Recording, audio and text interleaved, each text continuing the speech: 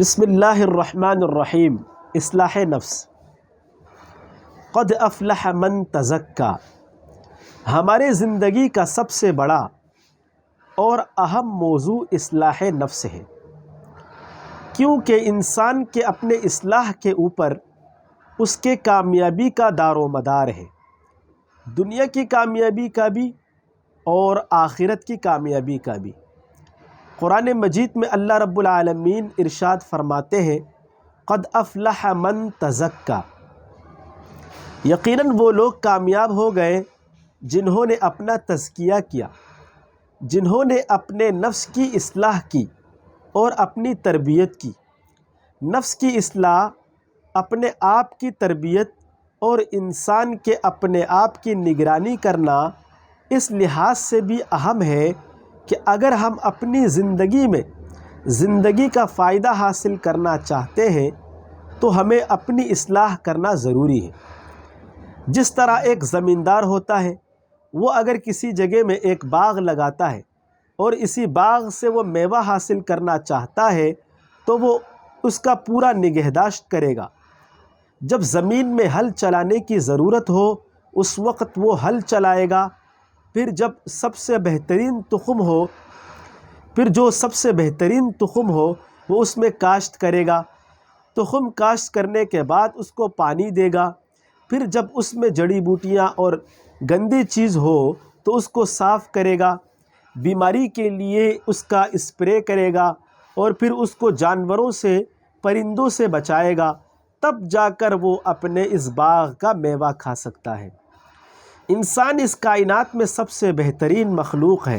اس کائنات میں جن چیزوں سے فائدہ حاصل ہوتا ہے ان میں سب سے بڑا فائدہ انسان کا ہے، لیکن انسان کا اپنا فائدہ حاصل کرنے کے لیے بالکل اسی طرح جس طرح کوئی زمیندار اپنے باغ کا خیال رکھتا ہے، انسان کو اپنے آپ کا خیال رکھنا ضروری ہے۔ کسی بھی وقت اگر انسان اپنے آپ سے غافل ہو جائے تو اس کو بڑا نقصان ہو سکتا ہے۔ جب یہ پودا چھوٹا ہوتا ہے اس وقت اس کے اپنے خطرات ہوتے ہیں، پھر جب بڑا ہو جائے اس پر میوہ آ جائے اس کے پھر اپنے خطرات ہوتے ہیں۔ ہر زمانے کے خطرے سے بچانے کے لیے زمیندار مناسب اقدامات کرتا ہے، اسی طرح انسان ہر وقت اپنے نفس کی اصلاح اور نگرانی کے لیے اسی وقت کے مناسب اقدام کرے گا۔ مشکل حالات میں نفس کے ساتھ کیا معاملہ کرنا چاہیے، اچھے حالات میں نفس کے کیا تقاضے ہوتے ہیں اور نفس کو کس سمت چلانا ہوتا ہے، ان ساری چیزوں کو جان کر وہ اسی کے مطابق عمل کر کے انسان سدھرتا ہے۔ اور جب انسان سدھر جائے تو وہ اتنا قیمتی ہے کہ کائنات میں اس کا پھر دوسرا نظیر نہیں ملتا۔ کائنات میں اس سے پھر اچھا مخلوق کوئی نہیں ہے اور کائنات میں اس سے بڑھ کر کسی کا فائدہ نہیں ہے۔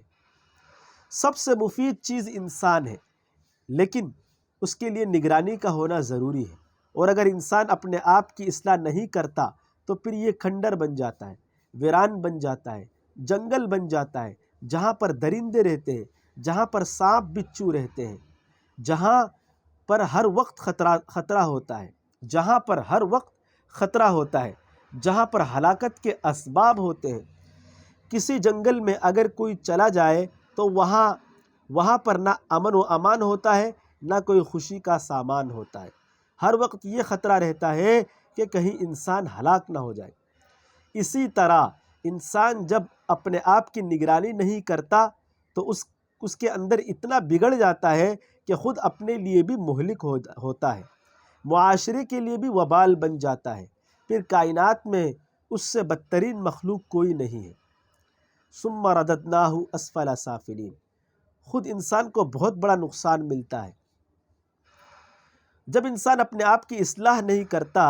وما اصابکم من مصیبت فبما کسبت ایدیکم ویعفو عن کثیر، تم کو جتنے بھی نقصانات پہنچتے ہیں، جتنے بھی مشکلات سے آپ کا واسطہ پڑتا ہے، سارے آپ کے اپنے کرتوتوں کا نتیجہ ہے۔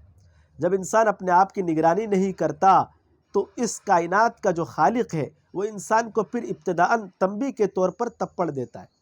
ظہر الفساد فی البر والبحر بما کسبت ایدی الناس، بر و بحر میں جو فساد برپا ہے، جو مشکلات ہے، جو مصائب اور تکالیف ہے یہ انسان کی اپنی کرتوت ہے، لیکن یہ اس لیے اللہ کرتے ہیں تاکہ انسان واپس لوٹ آئے، اپنے آپ کی اصلاح کرے۔ لیکن اگر انسان ان تنبیہات سے بھی واپس نہیں ہوتا، پھر اللہ رب العالمین کی گرفت ہوتی ہے۔ گرفت جب ہو جائے تو پھر انسان کو اصلاح کرنے کا موقع نہیں ملتا۔ فلما نسوا ما ذکروا به فتحنا علیہم ابواب کل شیء حتی اذا فرحوا بما اوتوا اخذناہم بغتۃ۔ جب انسان بار بار اللہ کی طرف سے مواعظ اور تنبیہات کو ٹکراتا ہے اور وہ بھول جاتا ہے اپنے آپ کو، پھر اللہ اس کو چھوڑ دیتا ہے۔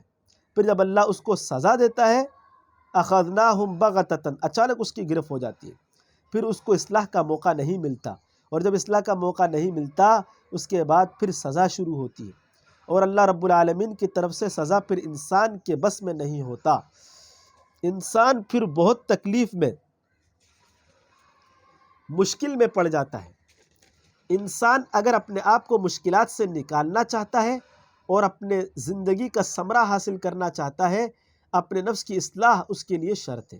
اصلاح نفس ہمارے ہر آدمی کا ذاتی فریضہ ہے، یہ فرض عین ہے۔ بعض چیزیں وہ ہوتی ہے جو پوری امت کا یا بعض علاقے کے لوگوں کا اجتماعی فریضہ ہوتا ہے، جیسے نماز جنازہ، کسی میت مسلمان کا نماز جنازہ پڑھنا۔ اگر محلے کے کچھ لوگ نماز جنازہ پڑھے جو شریک نہیں ہوتے، ان کا ذمہ فارغ ہو جاتا ہے۔ لیکن اصلاح نفس اس طرح نہیں ہے، کہ بعض لوگ اپنے آپ کی اصلاح کریں اور دوسروں کا ذمہ فارغ ہو جائے، بلکہ اصلاح نفس ہر آدمی پر مستقلاً جدا جدا فرض عین ہے۔ جس طرح ظاہری احکام میں ہر مسلمان مرد عاقل بالغ اور عورت پر نماز فرض ہے، ہر ایک پر جدا جدا فرض ہے، بالکل اسی طرح ہر مسلمان پر اپنی اصلاح کرنا فرض ہے۔ ہماری اس دنیا کی محنت کا قیامت کے دن اگر ہمیں صلہ ملے گا، وہ بھی ہمارے نفس کی اصلاح پر موقوف ہے۔ اگر ہمارے نفس کی اصلاح نہ ہو تو قیامت میں ہم پھر خائب و خاسر ہوں گے۔ یوم لا ينفع مال ولا بنون۔ قیامت کے دن مال اور اولاد کچھ فائدہ نہیں دے گا۔ ان لوگوں کو فائدہ ہوگا قیامت کے دن جو لوگ تندرست دل لے کر آئے۔ تندرست دل یا اپنے نفس کی اصلاح یا روحانی علاج یا باطنی تزکیہ، سارے ایک ہی چیز کا نام ہے۔ نام جو بھی آپ دے دیں، تزکیہ نفس کہہ دیں، سلوک و احسان کہہ دیں، باطنی اصلاح کہہ دیں، روحانی علاج کہہ دیں، قلب سلیم کہہ دیں، ان سب کا حاصل اور معنی ایک ہی ہے۔ فائدہ ان لوگوں کا ہوگا جو قلب سلیم لے کر آئے، جن کی اصلاح ہو چکی ہے۔ جن کی اصلاح نہیں ہوئی اس کو کوئی فائدہ نہیں ہوگا، کیونکہ انسان کے اصلاح کا انسان کے دین کے دوسرے احکام پر بھی اثر ہوتا ہے۔ رسول اللہ صلی اللہ علیہ وسلم کا ارشاد مبارک ہے، قیامت کے دن جہنم کا آگ 3 لوگوں سے بھڑکایا جائے گا۔ ان 3 لوگوں میں ایک شہید ہوگا، ایک سخی ہوگا اور ایک عالم ہوگا۔ اللہ رب العالمین ان لوگوں سے پوچھے گا، آپ نے دین کے لیے، میرے رضا کے لیے کیا کیا؟ تو ہر ایک صاحب اپنا کارگزاری سنائے گا۔ دنیا میں اعلاء کلمت اللہ کے لیے بہت جہادیں کی اور پہاڑوں میں رہ کر رات گزاری، بھوکا پیاسا رہ چکا ہوں، بہت بڑی محنت میں نے کی ہے، حتیٰ کہ میں نے اپنا سر آپ کے راستے میں قربان کیا۔ اللہ رب العالمین کی طرف سے اس کو جواب ملے گا کہ آپ نے جھوٹ بولا، یہ سب کچھ آپ نے کیا تھا لیکن اس میں آپ کا جذبہ نیک نہیں تھا اور ارادہ صالح نہیں تھا، آپ کے دل میں نمائش اور ریاکاری تھی۔ آپ کا خیال یہ تھا کہ میں دلیری کے ساتھ جہاد کروں، لوگ مجھے داد دیں گے، لہٰذا داد کے خاطر آپ نے اتنی محنت کی ہے، آپ کو داد موصول ہو چکا ہے، یہاں پر آپ کو کچھ نہیں ملے گا۔ من کان یرید حرث الآخرۃ نزد لہ فی حرثہ ومن کان یرید حرث الدنیا نؤتہ منہا وما لہ فی الآخرۃ من نصیب۔ جو لوگ قیامت کے لیے کرتے ہیں ہم ان کو اور بڑھا دیں گے، اور جو دنیا کے لیے کرتے ہیں دنیا میں اس کو اپنا صلہ ملے گا، قیامت میں اس کا کوئی حصہ نہیں ہوگا۔ تو شہادت جتنی بڑی عمل، جب انسان کا دل صالح نہ ہو، اخلاص کا تعلق دل سے ہوتا ہے، انسان کا جذبہ صالح ہو۔ ظاہری عمل تو بہت بڑا ہے، شہادت ہمارے دین میں اونچا مقام رکھتا ہے، جہاد اونٹ کے کوہان کی طرح ہے، سب سے بلند مقام پر ہے، لیکن قبول اس لیے نہیں ہوا کہ دل کی اصلاح نہیں ہوئی۔ عالم کے ساتھ بھی اسی طرح کا سوال و جواب کیا جائے گا، اور سخی کے ساتھ بھی اسی طرح کا معاملہ کیا جائے گا۔ اتنے بڑے بڑے اعمال کا فائدہ اس لیے نہیں ہوا اپنے نفس کی اصلاح نہیں کی۔ ہمارا نفس بڑا شریر ہے، یہ اژدہا ہے، اس کا اگر ہم اصلاح نہیں کریں گے یہ کسی بھی وقت ہمیں ڈس سکتا ہے۔ ایک طرف ہمارے نفس میں خود شرارت ہے، اور دوسری طرف شیطانی وساوس اس کے ساتھ معاون بن جاتے ہیں۔ یہ بڑی خطرناک اور مہلک چیزیں ہیں۔ ہر وقت اپنے نفس پر خیال رکھنا یہ انسان کے لیے ضروری ہے، ورنہ کسی بھی وقت جب نفس انسان پر غالب آ جائے، شیطانی وساوس انسان کو شکار کر لے، تو انسان کا انجام بڑا خراب ہوتا ہے۔ لہٰذا نفس کی اصلاح یہ ایک ایسا وظیفہ ہے کہ یہ دائمی وظیفہ ہے، ہر عمل میں اس کا خیال رکھنا ضروری ہے۔ آپ نماز پڑھیں گے، آپ کو اپنے دل کا فکر کرنا ضروری ہے۔ زکوٰۃ ادا کریں گے، دل کا فکر کرنا ضروری ہے۔ جہاد کریں گے، دل کا فکر کرنا ضروری ہے۔ تبلیغ کے لیے نکلتے ہیں، دعوت کرتے ہیں، دعوت دیتے ہیں، واعظ نصیحت کرتے ہیں، ان سارے اعمال میں اگر آپ کے دل کا کانٹا صحیح نہیں ہے، تھوڑا ادھر جھک جائے تو بڑا سے بڑا عمل کیا ہو جائے گا؟ رائے گا چلا جائے گا۔ قرآن کریم میں اللہ رب العالمین نے رسول پاک صلی اللہ علیہ وسلم کی جن ذمہ داریوں کا تذکرہ کیا ہے، ان میں ایک بہت بڑی ذمہ داری تزکیہ نفس ہے۔ لقد من اللہ علی المؤمنین اذ بعث فیہم رسولا من انفسہم یتلو علیہم آیاتہ ویزکیہم۔ اللہ نے لوگوں پر احسان فرمایا کہ ان میں سے ایک پیغمبر کو بھیجا۔ اس پیغمبر کا کام یہ ہوگا کہ اللہ کی طرف سے آیات کو لوگوں کو بیان کرے گا اور لوگوں کا تزکیہ کرے گا۔ تزکیہ کس کو کہتے ہیں یہ جاننا ضروری ہے، بعض لوگ اس میں غلط فہمی کا شکار ہوتے ہیں۔ تزکیہ صرف وظائف کا نام ہرگز نہیں ہے، کچھ خاص معمولات، اذکار و اوراد کا نام بالکل نہیں ہے۔ یہ ایک طریقہ ہوتا ہے کہ کوئی شیخ یا استاد اپنے مرید کو اور شاگرد کو اصلاح نفس کے لیے کچھ ایک دوا تجویز کرتے ہیں کہ آپ مثلاً 12 تسبیح روزانہ کریں، 200 مرتبہ لا الہ الا اللہ نفی و اس بات کا ضرب لگائیں دل میں، اور 400 مرتبہ الا اللہ کا ضرب لگائیں، اور 600 مرتبہ لفظ اللہ کا ضرب لگائیں۔ یہ چیزیں ایک طریقہ ہوتا ہے نفس میں اللہ کی یاد کو بیدار کرنے کے لیے۔ تزکیہ نفس اس کو کہتے ہیں کہ دل جو اللہ رب العالمین نے بنایا ہے جس وظیفہ کے لیے، جو اس کا اپنا وظیفہ ہے، اسی پر دل کو لانا، یہی ہے اصلاح نفس اور تزکیہ نفس۔ مثلا انسان کے جتنے اعضاء ہیں، ہر عضو کا اپنا ایک مخصوص کام ہوتا ہے۔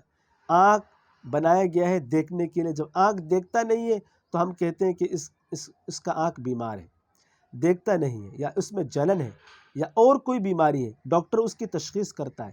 کان کا کام سننا ہے، جو کان سنتا نہیں تو وہ کان بیمار ہے، کمزور ہے۔ ہاتھ کا کام پکڑنا ہے، جب ہاتھ شل ہو جائے، فالج زدہ ہو جائے تو وہ کسی چیز کو پکڑ نہیں سکتا۔ اسی طرح ہمارے دل کا ایک وظیفہ ہے۔ ایک دل تو وہ ہے جو مادی دل ہے، جو گوشت سے بنا ہے۔ ایک تو اس کا جسمانی وظیفہ ہے جو خون کو پمپ کرنا، انسان کے تمام اعضاء کو خون پہنچانے کا کام دل کرتا ہے۔ وہ سانس لیتا ہے تو اندر سے خون تمام اعضاء کو رگوں کے ذریعے پہنچاتا ہے۔ اگر دل یہ کام چھوڑ دے تو انسان مر جائے۔ یہ تو اس کا جسمانی وظیفہ ہے۔ ایک اس کا روحانی وظیفہ ہے جس کو روحانی قلب کہتے ہیں۔ روحانی قلب کا اصل وظیفہ معرفت الہی ہے، اپنے رب کی پہچان، اپنے رب کے ساتھ محبت، اللہ رب العالمین کے صفات کے ساتھ اپنے دل کو مزین، مزکا اور مصفا کرنا، یہ ہے دل کا اصل وظیفہ۔ قلب سلیم وہ ہوتا ہے جو اپنے رب کو پہچانتا ہے۔ اصلاح نفس میں سب سے پہلے اور اصلاح نفس کا آغاز کہاں سے ہوتا ہے؟ معرفت رب سے۔ جب تک انسان اپنے رب کو نہیں پہچانتا اس کی اصلاح ناممکن ہے، اس کی اصلاح ہوتی نہیں ہے، کیونکہ آغاز ہے، ابتدا ہے۔ اگر ایک زمیندار زمین میں بیج بھی نہیں بوتا، وہ اس کو 1000 بار پانی دے دے، اس میں کچھ نہیں اگے گا۔ فصل تب اگے گا جب اس میں بیج اور تخم ہوتا ہے۔ تو اصلاح نفس کا آغاز ہوتا ہے معرفت الہی سے۔ انسان اپنے رب کو پہچانے، میرا رب کون ہے، میرا رب وہ ہے جس نے مجھے پیدا فرمایا، میرا رب وہ ہے جس کے اختیار میں میری تمام زندگی کے اختیارات ہیں، میرا رب وہ ہے جس نے پورے کائنات کو میرے لیے مسخر فرمایا، میرا رب وہ ہے جو میری عزت اور ذلت، نفع و نقصان کا مالک ہے۔ انسان خود اپنی ذات میں کچھ بھی نہیں ہے، انسان کی اصل مٹی ہے، ہم سب مٹی کے پیداوار ہیں۔ حضرت آدم علیہ السلام کو اللہ رب العالمین نے براہ راست زمین کے ایک حصے سے مٹی لے کر نچوڑ کر اس سے بنایا۔ ہم بھی جب پیدا ہوتے ہیں اسی مٹی سے نکلتے ہیں، کیونکہ انسان جب فصل کھاتا ہے، غلہ کھاتا ہے، تو انسان کے جسم میں ان غلات اور میوہ جات سے خون پیدا ہوتا ہے۔ یہ خون جب گردش کرتا ہے تو اس سے منی پیدا ہوتی ہے، اسی منی سے پھر ماں کے پیٹ میں جا کر انسان کا گوشت کا ٹکڑا بن جاتا ہے، پھر اس کے اجزاء بنتے ہیں، پھر اس کے بعد وہ دنیا میں آ جاتا ہے۔ تو ہم بھی در حقیقت اسی زمین ہی سے کبھی زمین ہی کا میوہ، ہم نے اسی زمین ہی کا میوہ کھایا، در حقیقت اسی زمین ہی سے کبھی کربوغا کا میوہ کھایا، تو ہم بھی در حقیقت اسی زمین ہی سے کبھی کربوغا کا میوہ کھایا، کبھی بنو کا فصل کھایا اور کبھی بلوچستان کا۔ تو ہم در حقیقت پوری دنیا کے مختلف جگہوں سے نچوڑ کر وَلَقَدْ خَلَقْنَا الْإِنسَانَ مِنْ سُلَالَةٍ مِّن طِينٍ، ہم نے انسان کو مٹی کے نچوڑ سے پیدا کیا۔ ہم سارے مٹی ہیں، منہا خلقناکم، پھر اسی مٹی میں ہم کیا ہو جائیں گے؟ تحلیل ہو جائیں گے۔ منہا خلقناکم وفیہا نعیدکم، جب انسان مر جاتا ہے، قبر میں رکھ دیا جاتا ہے، مہینے 2 مہینے، سال 2 سال کے بعد وہ پھر کیا ہو جاتا ہے؟ ریزہ ریزہ ہو جاتا ہے، پھر مٹی بن جاتا ہے۔ تو ہماری حقیقت تو کیا ہے؟ مٹی ہے۔ مٹی سے نطفہ بن جاتا ہے، انتہائی حقیر چیز، بدبودار، کم قیمت، پھر اس سے خون کا قطرہ، پھر اس سے گوشت کا ٹکڑا بن جاتا ہے۔ انسان تو کچھ نہیں ہے، یہ انسان میں جو کمالات نظر آتے ہیں، کبھی ہوا میں اڑتا ہے، کبھی دریا میں تیرتا ہے، کبھی بڑے بڑے منصوبے بناتا ہے، یہ سارے اللہ رب العالمین کی تجلیات ہیں، اللہ رب العالمین کی ذات اور صفات کی تجلیات ہیں۔ اللہ نہیں چاہتا انسان کچھ بھی نہیں ہوتا، خالی کنڈول ہوتا۔ تو اگر انسان یہ سمجھ لے کہ میرا ایک رب ہے جس نے مجھے وجود بخشا، جس نے میری پرورش کی، میرے ماں کی پیٹ میں ماں کے بدن کے خون کو میرا غذا بنایا، پھر ماں کے جسم سے مجھے دودھ پلایا، پھر بڑا کر کے مجھے غذا کھلایا، پھر مجھے اس قابل بنایا کہ میں چیزوں کو جانتا ہوں، سمجھتا ہوں، قدرت رکھتا ہوں، انسان بڑا بے وفا ہے۔ جب جوان ہوتا ہے تو پھر اپنے رب کو بھول جاتا ہے، حالانکہ انسان کتنی کمزوریوں میں، کتنا احتیاج میں اللہ رب العالمین نے اس کو بڑھایا۔ کچھ نہیں ہوتا، اللہ اس کو کھلاتا ہے، پلاتا ہے۔ جب اس کے ہاتھ میں تھوڑی قدرت آ جاتی ہے تو پھر پریشان ہوتا ہے کہ میرے رزق کا کیا ہوگا۔ تیرا رزق تو اللہ نے اس وقت بھی مقدر کیا تھا جب آپ ماں کے پیٹ میں تھے۔ اب آپ اگر اپنے پاؤں پر چلنے کے قابل ہیں تب بھی آپ کے رزق کا اللہ نے تقدیر کیا ہے، اسی کو اللہ کی معرفت کہتے ہیں۔ میرے رزق کا بندوبست کس کے پاس ہے؟ اللہ کے پاس۔ نفع و نقصان کا مالک کون ہے؟ اللہ ہے۔ میری عزت اور ذلت کا مالک کون ہے؟ اللہ۔ اللہ کے ارادے کے بغیر میں کچھ نہیں کر سکتا، اور اللہ چاہے تو میرے لیے سارے راستے آسان ہیں، اللہ نہیں چاہے تو میرے لیے تھوڑا کام بھی مشکل ہے۔ ہمارا جو ہر کام میں اپنے اوپر یا اسباب کے اوپر اعتماد ہوتا ہے، اس کی بنیادی وجہ اپنے رب کی عدم معرفت ہے۔ تمام برائیوں کی جڑ اپنے رب کی نا پہچان ہے۔ اگر بندہ اپنے آپ کو پہچان لے تو سارے مسائل حل ہو جائیں گے، کوئی مشکل نہیں ہوگی، انسان کے تمام ٹینشن ختم ہو جائے گی، کیونکہ انسان سمجھ جاتا ہے کہ میری زندگی جس کے ہاتھ میں وہ میرا رب ہے۔ رب اس کو کہتے ہیں جو آپ کا ہر وقت آپ کے مناسب حالات آپ کی پرورش کرتا ہے۔ تو اصلاح نفس کا آغاز ہوتا ہے معرفت رب سے، دوسرے نمبر پر اللہ رب العالمین کے صفات سے اپنے دل کو مزین کرنا۔ جب انسان اللہ کو پہچان لیتا ہے تو انسان کے دل میں زندگی آ جاتی ہے، حیات آ جاتی ہے، روح آ جاتی ہے، پھر اللہ رب العالمین کی صفات کی تجلی کو وہ قبول کرتا ہے۔ اللہ رب العالمین رحیم ہے۔ اب جو لوگ اللہ کو جانتے ہیں تو رحیم کی جو رحم کی تجلی ہے اس کا دل اس کو قبول کرتا ہے، اس کا دل آہستہ آہستہ رحم سے مزین ہو جاتا ہے۔ انسان خود تو کچھ نہیں لیکن اللہ کی صفت کی تجلی ہوتی ہے۔ جس طرح یہ زمین ہمیں روشن نظر آتی ہے تو زمین میں روشنی کچھ نہیں ہے، مٹی تو کالی چیز ہے، اوپر سے جو سورج کی شعاعیں لگتی ہیں، نیچے زمین کیا لگتا ہے؟ روشن لگتی ہے۔ اسی طرح انسان کا دل جب اس میں زندگی آتی ہے، اللہ رب العالمین کی ذات اور صفات کی تجلیات اس کو وارد ہوتی ہے، تو وہ خود بخود اس کے دل میں نشو و نما کرتی ہے۔ اب اس کے دل میں صفات پیدا ہونا شروع ہو جاتی ہے، صبر پیدا ہوتا ہے، شکر پیدا ہوتا ہے، رحم پیدا ہوتا ہے۔ مسلمان بندہ، مومن بندہ کتنا رحم دل ہوتا ہے۔ رسول اللہ صلی اللہ علیہ وسلم کے واقعات پڑھ کر، صحابہ کرام رضوان اللہ تعالی علیہم اجمعین کے واقعات پڑھ کر انسان کو اندازہ ہوتا ہے کہ اس چھوٹے سے دل میں انسان کتنے چیزوں کو سماتا ہے۔ اللہ رب العالمین کی صفات کو اپنے اندر قبول کرتا ہے، یہ اصلاح کا دوسرا درجہ ہے۔ تو اصلاح نفس کے لیے اپنے رب کی معرفت اور اپنے رب کی صفات سے اپنے آپ کو، اپنے دل کو مزین کرنا، یہ ہے اصلاح نفس کا حاصل۔ اصل چیز یہ ہے، لہٰذا اگر ہم بہت اوراد اور وظائف کرتے ہیں لیکن ہمیں یہ چیز حاصل نہیں ہو رہی، ہم اپنے رب کو نہیں پہچانتے اور ہمارے اندر ایمانی صفات نہیں ہے، تو ہم ناکام ہیں، ہماری اصلاح نہیں ہوئی۔ 1200 تو چھوڑیں، 12 لاکھ کی بھی کیا کریں ضربات لگائیں، لیکن آپ کے دل میں رحم نہیں ہے تو آپ کیا ہے؟ ناکام ہیں۔ مراقبات ایک کی جگہ 100 مراقبات کریں، لیکن آپ کے دل میں ایمانی صفات نہیں ہے تو اصلاح نہیں ہوئی۔ اصلاح اصل میں دل کو اپنی اصلی حالت میں لانے کو کہتے ہیں، جس میں اللہ کی معرفت، ایمانی صفات سے مزین ہونا۔ یہ جو اوراد اور اذکار ہوتے ہیں، یہ اس چیز کی حصولی کے لیے ایک وسیلہ ہوتا ہے۔ ذکر کریں، جہر سے کریں، ضرب کے ساتھ ذکر کریں، بغیر ضرب کے ساتھ ذکر کریں، مراقبہ 5 منٹ کریں، 10 منٹ کریں، لیکن آپ کی اصل توجہ کس پر ہو؟ اپنے نفس کی اصلاح پر ہو، کیونکہ ہم جب مقاصد کو بھول جاتے ہیں تو ہماری محنت ضائع ہوتی ہے۔ رسول اللہ صلی اللہ علیہ وسلم کا ارشاد مبارک ہے کہ بہت سارے لوگ ایسے ہیں جو راتوں کو نماز پڑھتے ہیں، قیام اللیل کرتے ہیں، لیکن ان کے حق میں صرف شب بیداری کے علاوہ کچھ بھی ہاتھ نہیں آتا، رات کو جاگ جاتے ہیں، فائدہ کچھ نہیں ہوتا۔